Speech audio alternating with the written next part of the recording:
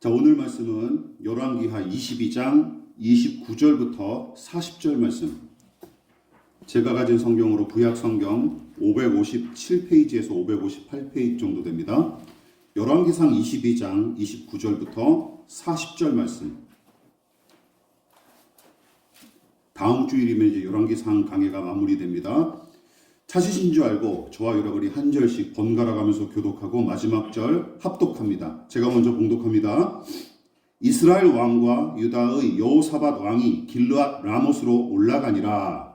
이스라엘의 왕이 여호사밧에게 이르되 나는 변장하고 전쟁터로 들어가려 하노니 당신은 왕복을 입으소서 하고 이스라엘의 왕이 변장하고 전쟁터로 들어가니라. 아람 왕이 그의 병거의 지휘관 32명에게 명령하여 이르기를 너희는 작은 자나 큰 자와 더불어 싸우지 말고 오직 이스라엘 왕과 싸우라 한지라. 병거의 지휘관들이 여호사밧을 보고 그들이 이르되 이가 틀림없이 이스라엘의 왕이라 하고 돌이켜 그와 싸우려 한즉 여호사밧이 소리를 지르는지라. 병거의 지휘관들이 그가 이스라엘의 왕이 아님을 보고 쫓기를 그치고 돌이켰더라. 한 사람이 무시고 활을 당겨 이스라엘 왕의 갑옷 소기를 마친지라. 왕이 그 병거모를 저에게 이르되 내가 부상하였으니 내 손을 돌려 내가 전쟁터에서 나가게 하라 하였으나 이날에 전쟁이 맹렬하였으므로 왕이 병거 가운데에 붙들려 서서 아람 사람을 막다가 저녁에 이르러 죽었는데 상처에 피가 흘러 병거 바닥에 고였더라. 해가 질 적에 진중에서 외치는 소리가 있어 이르되 각기 성읍으로 또는 각기 본향으로 가라 하더라. 왕이 이미 죽음에 그의 시체를 베어 사마리아에 이르러 왕을 사마리아에 장사하니라. 그 병거를 사마리아 못에서 씻음에 개들이 그의 피를 하였으니 여호와께서 하신 말씀과 같이 되었더라. 거기는 창기들이 목욕하는 곳이었더라. 아합의 남은 행적과 그가 행한 모든 일과 그가 건축한 상하군과 그가 건축한 모든 성읍은 이스라엘 왕 역대 지략에 기록되지 아니하였느냐. 다같이 아합이 그의 조상들과 함께 참해 그의 아들 아하시아가 대신하여 왕이 되니라. 아멘. 예, 말씀의 제목을 같이 한번 읽어보시겠습니다. 자, 시작. 아합의 뜻을 이기는 하나님의 말씀. 예, 아합의 뜻을 이기는 하나님의 말씀이란 제목으로 하나님 말씀 전하도록 하겠습니다. 아합은 길르앗의 라못을 되찾자라는 명분을 내세워 남유다의 왕이자 사위인 여호사밧과 함께 아람과의 전쟁을 도모했고, 경건한 여호사밧 왕은 하나님의 뜻을 먼저 구하기를 청하며 선지자들에게 묻기를 바랐으나 아합이 모아놓은 400명의 선지자는 왕의 부하와 다를 바 없었던 까닭에 여호사밧은 다른 선지자에게 묻기를 다시금 요청했고, 이에 아합 왕은 평소에 마뜩지 않게 여겼던 미가야 선지자를 불러올 수밖에 없었습니다. 우리가 지난주에 살펴봤죠. 무엇보다 하나님은 이스라엘 백성이 아합과 같은 지도자의 농단에 어이없이 희생당하는 일을 매우 안타까이 여기셨고, 미가야는 아합과 이 백성을 향한 하나님의 선하신 뜻을 전하기 위해 기꺼이 희생을 감수했습니다.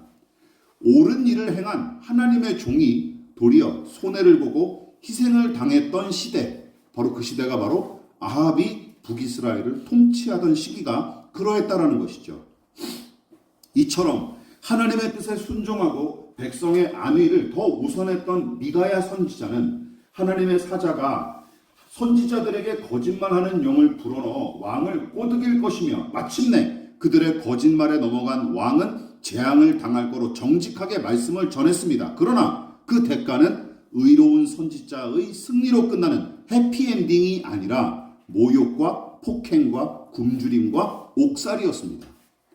그러나 미가야의 선지자에게 중요한 것은 자기 생명보다 하나님과 그분의 뜻이었고, 더불어 목자 없는 양과 같은 이 백성의 안위가 자신의 안위보다 더 소중했기에 고난이 불보듯 빤히 보이는데도 용감히 순종할 수 있었던 것이죠. 하지만 시드기야라는 사람과 400명의 선지자들은 자신의 욕망과 안위만 추구했던 작자들일 뿐, 그들이 지니고 있었던 선지자의 신분과 사명은 추잡한 중심을 포장하는 장식품이자 아합의 선전도구에 불과했을 뿐입니다. 또한 이 이야기는 하나님의 뜻을 빙자하여 제 뜻을 이루기 위해 안다라는 작태가 얼마나 위선적이고 추잡한 것인지 분명히 보여주죠. 여러분, 하나님을 경배하고 의지하는 우리의 신앙이 미신과 기복주의 신앙과 명백하게 다른 점이 무엇일까요? 어떤 차이점이 분명하게 두드러질까요? 예수께서 친히 가르쳐 주신 기도와 몸소 보여주신 기도가 기독신앙의 정수를 가르쳐 줍니다. 마태복음 6장 10절 주기도문의 내용이죠. 시작. 뜻이 하늘에서 이루어진 것 같이 땅에서도 이루어지이다. 뜻이라는 말에 뭐가 빠졌을까요? 아버지의 뜻. 아버지의 뜻이 하늘에서 이루어진 것 같이 땅에서도 이루어지이다. 마태복음 26장 39절 예수님이 겟세마네에서 마지막으로 하신 기도죠. 시작. 나의 원대로 마시옵고 아버지의 원대로 하옵소서. 여러분, 미신과 기복주의 신앙의 특징이 무엇입니까? 간단합니다. 소원 성취죠. 소원 성취. 내 소원을 이루는 게 그 신앙의 목적이에요. 오로지 소원 성취를 위해 신을 끌어들일 뿐 다른 고상한 목표나 사상 따위는 미신이나 기복주의 신앙에 아무것도 없습니다. 그러나 기독교 신앙의 목표는 무엇입니까? 우리의 뜻과 계획을 관철하고 우리 소원을 성취하는 것이 아닙니다. 하나님 아버지의 뜻을 헤아리고 그 뜻이 이루어지기를 소원하는 것, 이것이 바로 우리 신앙의 근간이자 요체임을 명심하십시오. 그러나 아합은 어떻습니까? 끝까지 제 고집대로 아람과의 전쟁을 추진했고 결국은 전쟁터에서 어이없는 최후를 맞이합니다. 오늘은 그 이야기에 담긴 교훈을 두 가지로 함께 살펴보도록 하겠습니다. 자, 첫 번째 같이 읽어볼까요? 시작. 비슷한 모양의 최후, 그러나 전혀 다르게 살다간 인생. 끝내 아합은 사위인 여호사밧과 함께 군대를 이끌고 길르앗 라못을 치러 올라가는데 웃기는 일은 여러분들도 읽다가 어이없다고 생각하시는 게 있을 거예요. 웃기는 일이 무엇입니까? 전쟁을 시작할 때부터 남유다 왕이자 사위인 여호사밧에게 어떤 제안을 해요? 나는 견장을 할 테니 자기 남유다 왕이자 사위인 자네는 왕복을 입고 참전하시게 라고 얘기합니다. 이게 무슨 뜻입니까? 아합이 여호사밧을 높이기 위해 왕복을 입힌 건가요? 그게 아니죠. 오히려 전쟁이 일어나면 우두머리가 타깃이 되기 쉬운 까닭에 자신은 왕이 아닌 것처럼 변장을 하고 여호사밧한테만 왕복을 입도록 권유한 것이죠. 그리고 그 비열한 꼼수가 처음에는 잘 먹히는 듯 했습니다. 그리고 실제로 아람의 왕이 전면전에 돌입하면서부터 32명의 전차부대 지휘관들에게 어떤 명령을 내립니까? 야, 너네들 다른 조무래기들, 쫄병들 신경 쓰지 말고 누구만 죽여라? 북이스라엘 왕만 타깃을 삼아서 그 놈만 잡아라. 한 놈만 패자라고 이제 아주 명령을 내린 거예요. 그들은 그 명령에 따라서 왕복을 입고 있었던 남유다 왕 여호사밧을 북이스라엘 왕으로 착각하고 달려듭니다. 그러자 어떻습니까? 다행히 아합이 아닌 다른 사람임을 확인하고 물러난 덕택에 여호사밧은 간신히 목숨을 던집니다. 여호사밧이 기겁하죠. 깜짝 놀라서 소리를 질렀다 그러죠. 여러분 보십시오. 사위마저 제 목숨을 보존하기 위한 도구로 써먹는 이 아합의 행태는 그동안 그가 저지른 무수한 악행의 일부이자 그의 사악한 중심을 또다시 방증할 뿐입니다. 그런데 이야기가 그의 뜻대로 흘러가지 않죠. 제 안위와 목숨을 지키기 위해 무슨 짓이든 서슴지 않았던 아합이었지만 그의 생애는 이 전쟁터 한복판에서 어이없이 끝나고 맙니다. 어떻게 죽죠? 아람 군대의 한 군사가 무심코 그냥 활을 쐈어요. 누구든 맞아라 하고 그냥 대충 쐈어요. 대충 싼 이 화살에 아합의 갑옷 가슴막이 이음새 사이를 그 화살이 꿰뚫었고 심각한 상처를 입은 아합은 마차를 모는 병사와 함께 그곳을 빠져나가려고 했는데 그것조차 막히죠. 교통체증이 걸린 거예요. 전쟁이 치열하게 진행되는 통에 옴짝달싹 못했고 해질녘까지 버텼으나 결국은 과다출혈로 숨이 끊어지고 맙니다. 이게 아합의 최후였어요. 여러분, 그 아람의 한 군사가 이스라엘 왕인 줄 알고 화살을 쐈을까요? 아니, 변장했잖아요. 모르고 쏜 거예요. 근데 거기에 맞아서 죽어버린 거예요. 그러자 소기의 목적을 달성한 아람 군대는 저녁 무렵에 물러났고, 아합이 호기롭게 시작했던 전쟁은 그의 죽음과 함께 흐지부지 끝이 납니다. 이 아람 왕의 입장에서는 목적을 달성한 셈이니까, 북이스라엘 왕만 죽여라, 그럼 끝이다 라고 얘기했잖아요. 여러분, 살아서 돌아오는지 두고 봅시다 하고 경고했던 미가야 선자의 예언이 고스란히 이루어진 셈입니다. 그러나 본문은 미가야의 예언만 이루어진 게 아니에요. 아합의 시신은 사마리아로 옮겨져 안치했으나 피로 흥건해진 그의 갑옷과 마차는 그 부근의 연못에서 세척을 했는데, 하필 그 연못이 누가 목욕하는 곳이다? 창녀들이 목욕하는 곳이었다. 그리고 그 마차와 갑옷에서 흘러 고여있던 피를 뭐가 와서 핥아먹었대요? 개들이 와서 핥아먹었다라는 것이죠. 창녀들이 목욕하는 것, 개들 다 어떤 천박하고 부정한 존재들을 대표하는 게 아니겠습니까?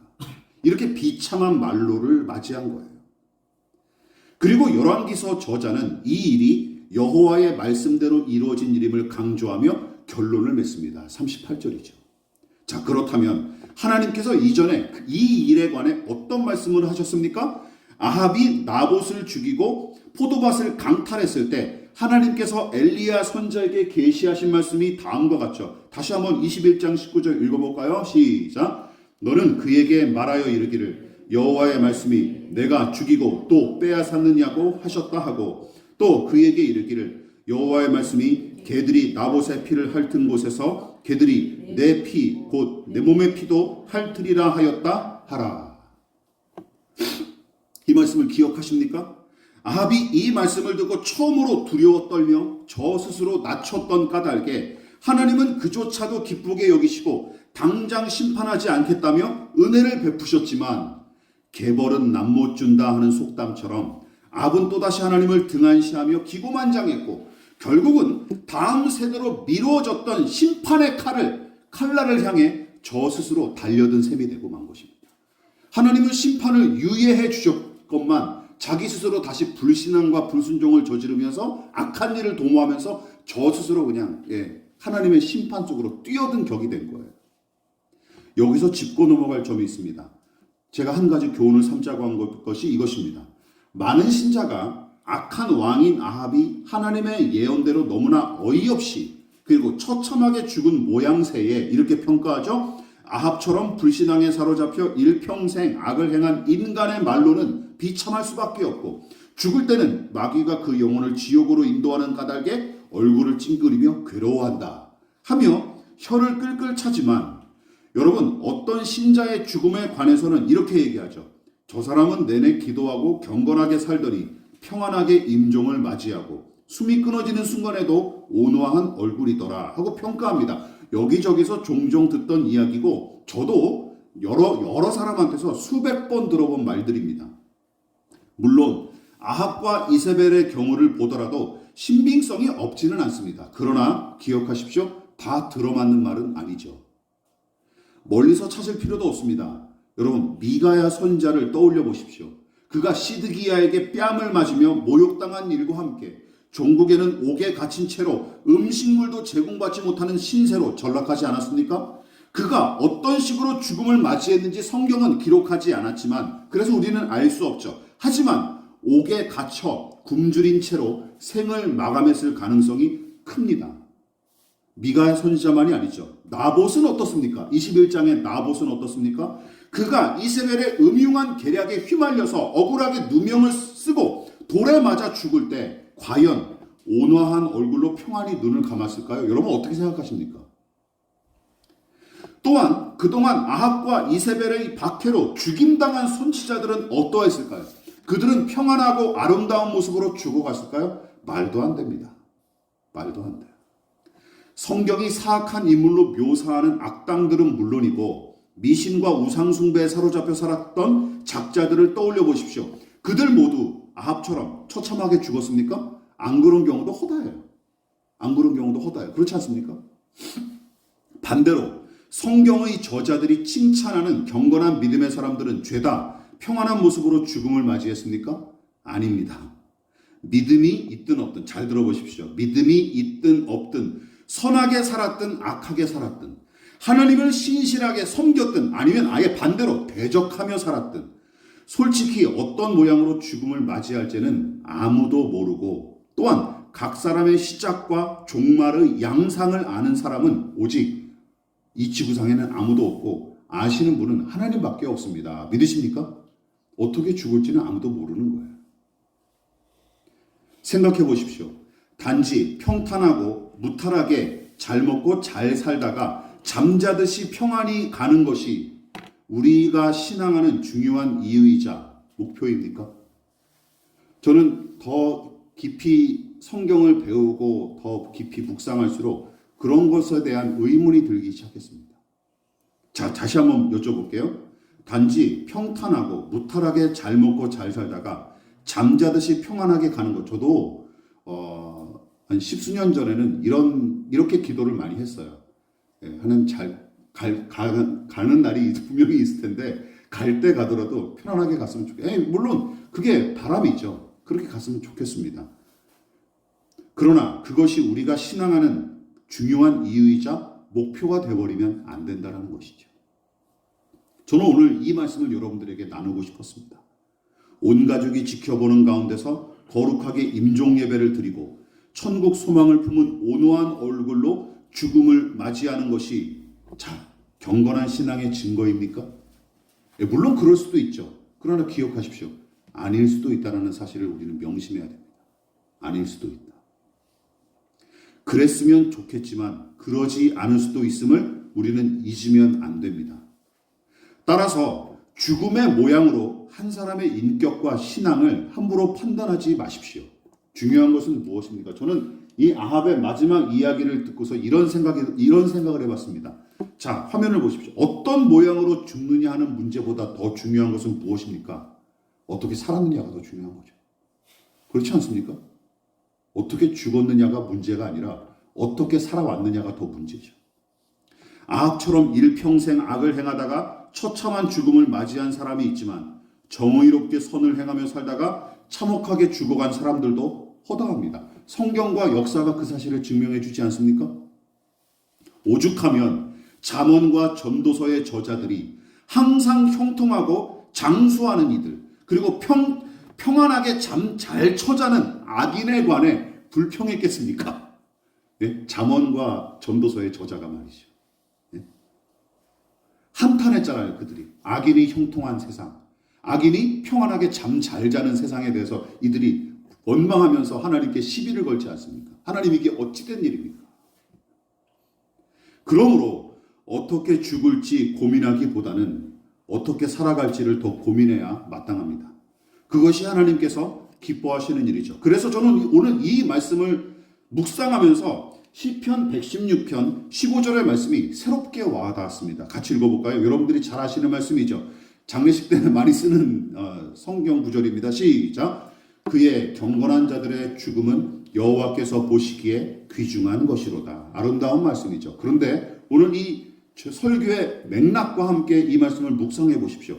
하나님께서 경건한 신자의 죽음을 귀히 여기시고 기뻐하시는 까닭이 무엇입니까? 경건하게 살아온 그의 생애 전체와 그 삶의 궤적을 향기로운 제물로 받으시기 때문이죠. 믿으십니까? 믿으십니까? 평온한 죽음을 위해 기도하기보다 경건하게 살기 위해 힘쓰는 저와 여러분 되시기를 진심으로 부탁을 드리겠습니다.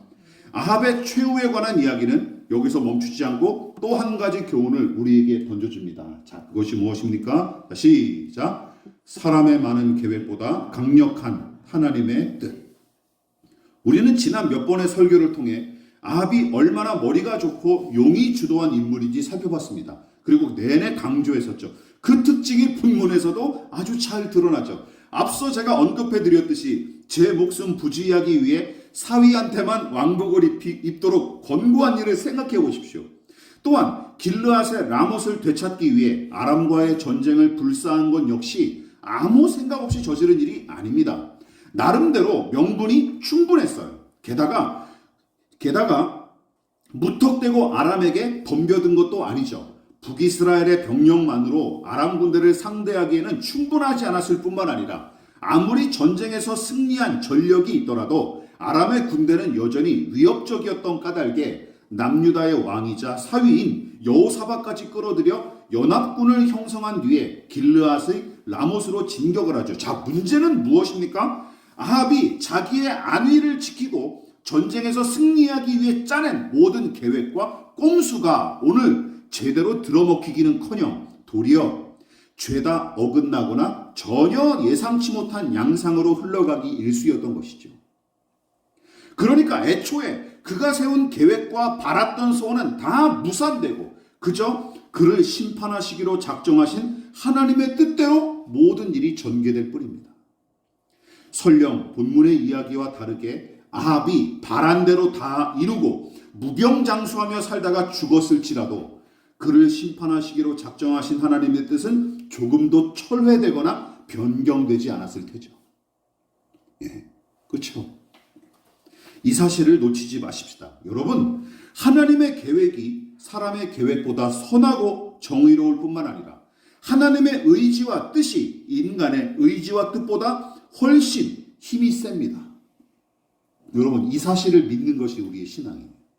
하나님의 의지가 나의 의지보다 더 강하시다, 선하시다, 옳으시다라는 믿음. 사람은 찰나의 순간과 일부만 볼 뿐이지만 하나님은 전체와 전부를 생각하고 바라보시는 분이시죠. 또한 사람의 생각과 계획은 유한하지만 하나님은 시 공간을 넘나들며 영원의 세계를 다루고 계십니다. 그래서 잠언은 이렇게 하나님의 일하심을 찬송했죠. 잠언 19장 9절 시작. 사람이 마음으로 자기의 길을 계획할지라도 그의 걸음을 인도하시는 이는 여호와시니라. 신앙생활을 오래 해보시고 또 하나님과 깊이 교제하며 하나님의 은혜를 맛보신 분들은 이 말씀에 고개가 절로 끄덕여지실 거예요. 여러분 그동안 30년, 40년, 50년 살아오시면서 여러분들 뜻대로 여러분의 뜻이 이루어지는 일들이 더 많았습니까? 하다 보니까 여기까지 왔습니까? 하다 보니까 여기까지 왔잖아요. 거기는 또 하나님의 인도하심이, 간섭하심이 분명하게 더 컸던 것이죠. 잠언 19장 21절 시작. 사람의 마음에는 많은 계획이 있어도 오직 여호와의 뜻만이 완전히 서리라. 그렇다고 인간의 뜻과 계획은 죄다 무용지물에 불과하다며 극단적으로 해석하시는 마십시오. 하나님은 우리가 세운 뜻과 계획을 누구보다 존중하고 소중히 여기십니다. 믿으십니까? 그러나 문제는 무엇입니까? 아합처럼 하나님과 그 뜻을 아예 염두에 두지 않거나 그리고 본문의 선지자들처럼 하나님의 뜻을 빙자하여 제 이익을 도모하면 종국의 하나님은 그 불의한 계획과 사악한 뜻을 뿔뿔이 흩으시되 오로지 하나님 당신의 뜻만 온전히 세우시고 이루십니다. 부모와 자식과의 관계랑 비슷하지 않습니까? 정당한 자녀의 어떤 의지와 계획은 부모가 존중하고 그리고 칭찬하고 격려하기 마련이죠. 그런데 엉뚱한 일을 계획하고 또 사악한 일을 도모해요. 부모가 그걸 어떻게 지지할 수 있습니까? 그렇지 않습니까? 또한 인간의 능력과 지혜를 맹목적으로 신뢰하고 칭송할 뿐만 아니라 뜻하고 계획한 바를 다 이룰 것처럼 호도하고 부추기는 자기 개발서식의 가르침도 기독교 신앙과는 거리가 멉니다. 그건 기독교 신앙이 아니라 그냥 자기 개발이죠. 여러분, 오로지 하나님은 하나님 당신의 뜻이 우리의 뜻보다 강하고 그리고 정의로우십니다. 우리가 신뢰할 것은 우리의 의지나 계획이 아니죠. 그것을 기억하십시오. 한 나라를 좌지우지하고 무수한 백성 위에 군림하며 호령하는 왕이었지만 아합보다 크시고 그의 사악한 계획보다 강하신 하나님과 그분의 뜻만이 온전히 이루어진 것을 보십시오. 성경이 계속해서 가르치고 강조하는 바가 이것입니다. 그리고 하나님은 우리에게 이 믿음을 지금도 요구하고 계십니다. 너는 무엇을 의지하며 살아갈 텐가? 무엇을 추구하며 살아갈 텐가? 끊임없이 우리에게 지금도 묻고 계시는 것이죠. 말씀을 마무리하도록 하겠습니다. 북이스라엘 역사상 가장 악한 왕으로 손꼽히는 아합도 결국은 죽음을 피하지 못했습니다. 또한 일평생 제멋대로 살며 방종을 일삼던 작자였으나 무한히 누릴 거로 여겼던 그 자유는 도리어 시간이 흐를수록 그를 옥죄는 죄의 족쇄로 변질했고, 하나님을 전혀 염두에 두지 않고 세웠던 그의 계획은 오히려 그를 사망과 저주로 이끌 뿐이었습니다. 또한 가장 높은 자리에 올라 가장 큰 권세를 휘두르며 호의호식하던 작자가 어이없이 죽임당한 것은 물론이고 개가 그 피를 핥아먹는 비참한 최후를 아합이 과연 이전에 상상이나 했을까요? 상상이나 했을까요? 그러나 그의 바람이나 계획대로 흘러가지 않았습니다. 그런 거죠. 인생이란 게 그런 거죠.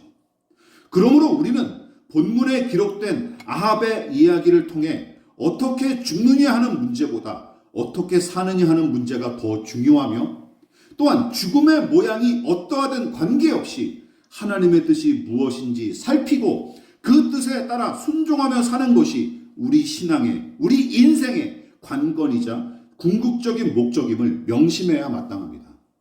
저는 이 부분을 묵상하면서 욥의 신앙 고백이 다시 한번 떠올랐습니다. 욥이 이렇게 고백했죠. 같이 읽어보겠습니다. 23장 10절 시작. 그러나 내가 가는 길을 그가 아시나니 그가 나를 단련하신 후에는 내가 순금같이 되어 나오리라. 한치 앞을 알 수 없고 내일 일을 모르는 게 인생인데, 욥은 이렇게 고백하죠. 너무 좋습니다. 나는 모르지만 하나님은 알고 계신다. 나는 모르지만 하나님은 알고 계신다. 참 단순하지만 너무나 깊은 고백 아닙니까? 이것이 저는 우리 신앙의 핵심이라고 생각합니다. 나는 모르지만 하나님은 알고 계신다 하며 선포합니다. 이때 욥은 감당하기 힘든 고통을 겪으며 하나님께 얼른 데려가 주십사 간구했던 때였습니다. 10명의 자식을 한꺼번에 다 잃고 재산도 잃고 몸에는 종기가 나서 도무지 참을 수가 없을 정도로 기와장을 긁어야 시원해질 만큼 몸도 마음도 병들어가고 연약해져 있었던 때였습니다. 그런데도 그는 이렇게 고백하는 것이죠. 하나님은 내가 겪는 고통보다 크시고 내가 가는 길을 나보다 더 잘 알고 계신 분이시다. 이렇게 고백하고 있는 것입니다.